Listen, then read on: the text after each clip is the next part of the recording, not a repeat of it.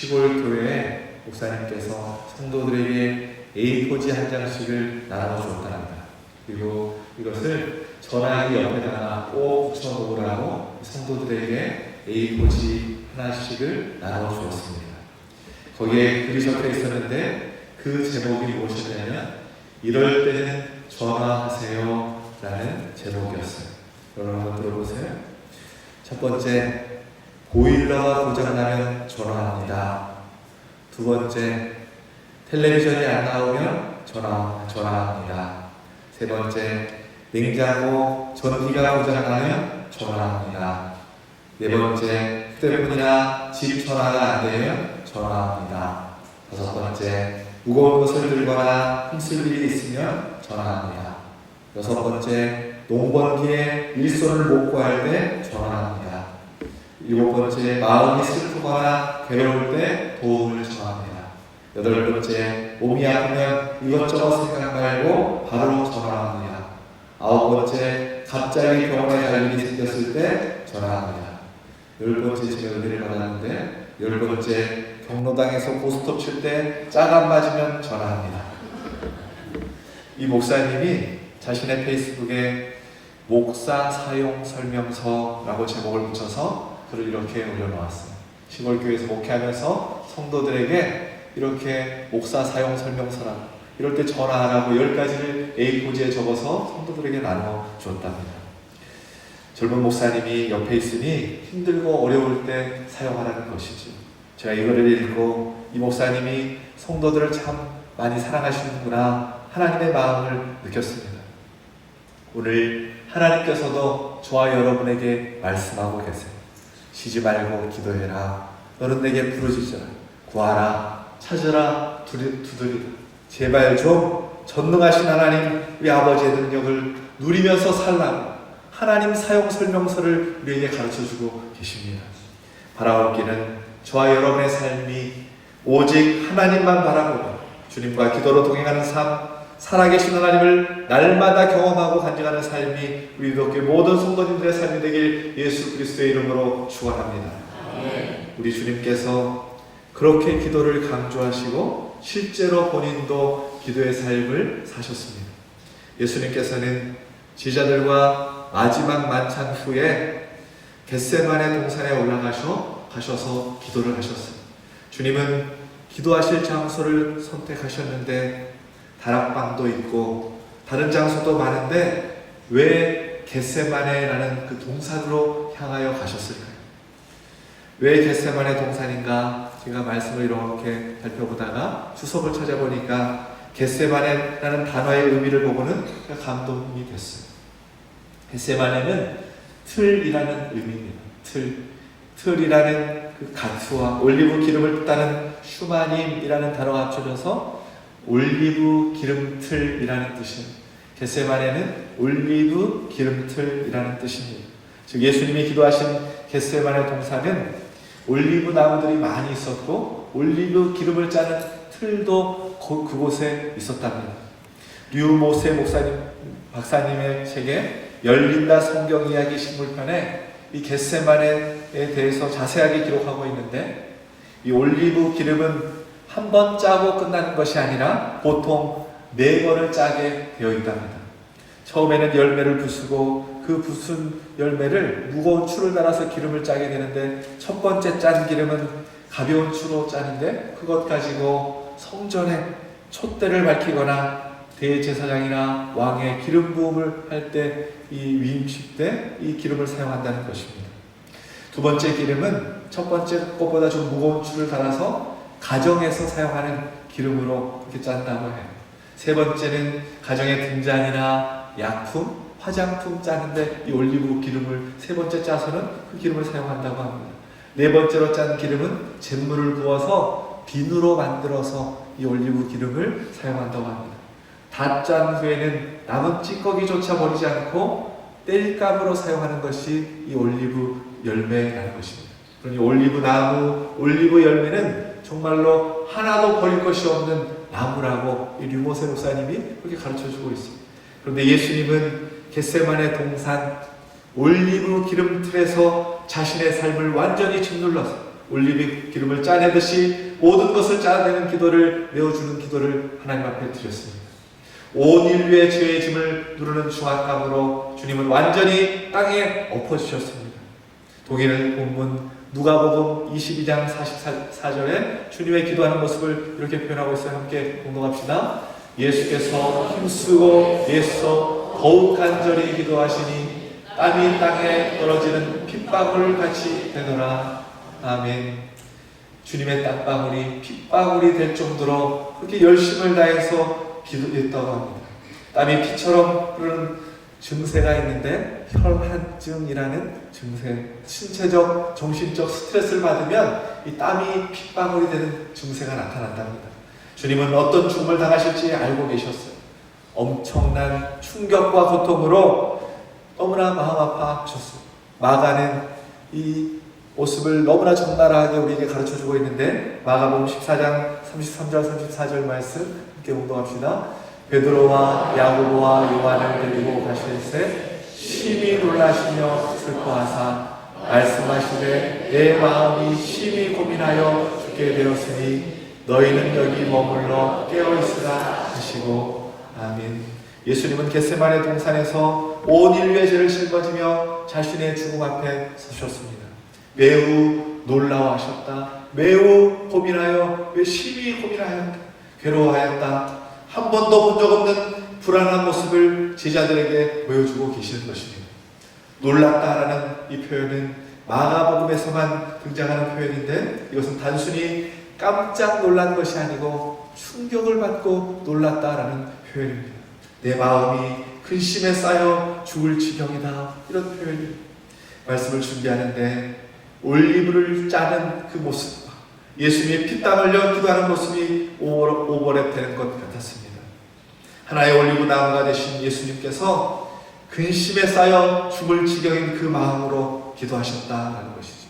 모든 것을 다 짜내고 마지막에는 땔감으로 사람들에게 내어주는 이 올리브 나무처럼 예수님은 우리를 위해서 모든 것을 다 내어주셨다라는 것입니다. 그러면 그렇게 겟세마네에서 기도하셨던 주님의 기도의 내용이 무엇입니까? 39절 말씀에 함께 공동합시다. 조금 나아가사 얼굴을 땅에 대시고 엎드려 기도하여 이르시되 내 아버지여 만일 할만하시거든 이 잔을 내게서 지나가게 하옵소서.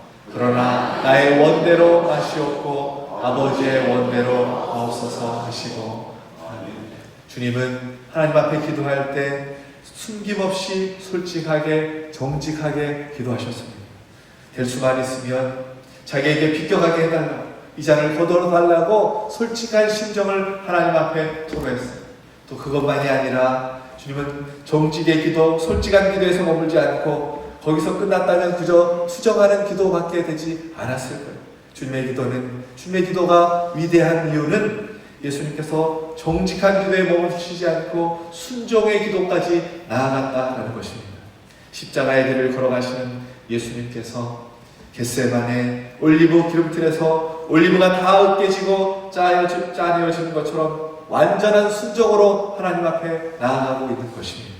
하나님 아버지, 제발 이 잔을 내게서 지나가게 하옵소서. 그러나 이 모든 것조차 저의 뜻대로가 아니라 아버지의 뜻대로 되기를 원하나이다. 모든 것을 아버지께서 원하시는 대로 행하여 주옵소서. 주님이 이렇게 기도하고 있다라는 것이죠. 예수님은 하나님 앞에 언제나 예, 아멘만 되셨습니다.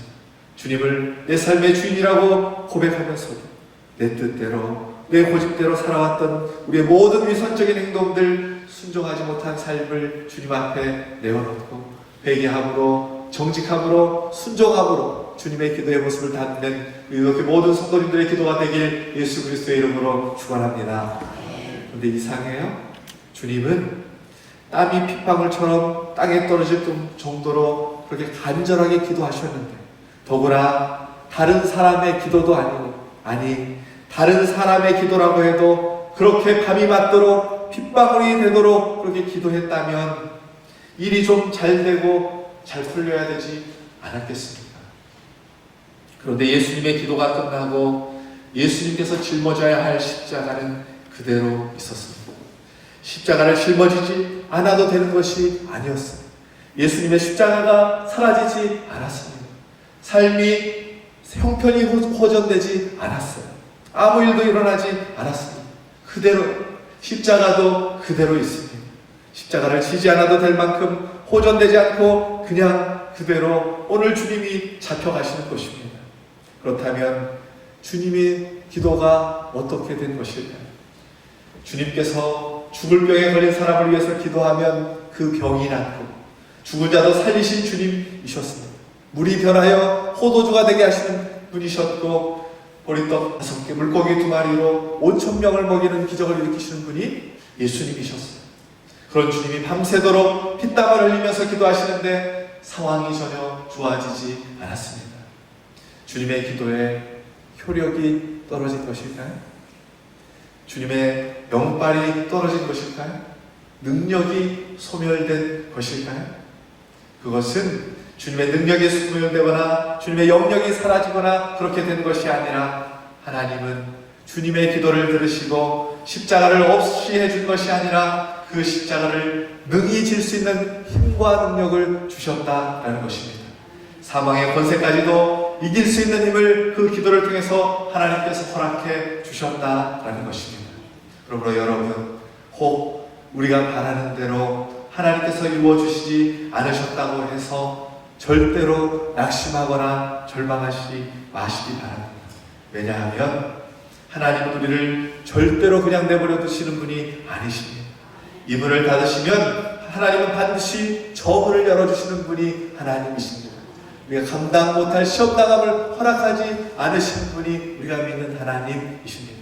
사도 바울은 이 하나님을 너무나 잘 알아서 우리에게 이렇게 가르쳐줘요. 고린도전서 10장 13절 말씀에 함께 봉독합시다.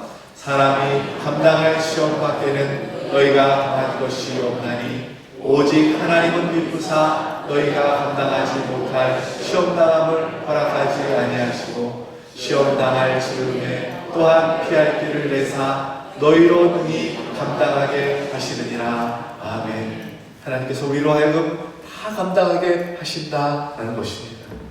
오늘 본문을 통해서 우리가 깨달아야 할 것이 한 가지 더 있습니다.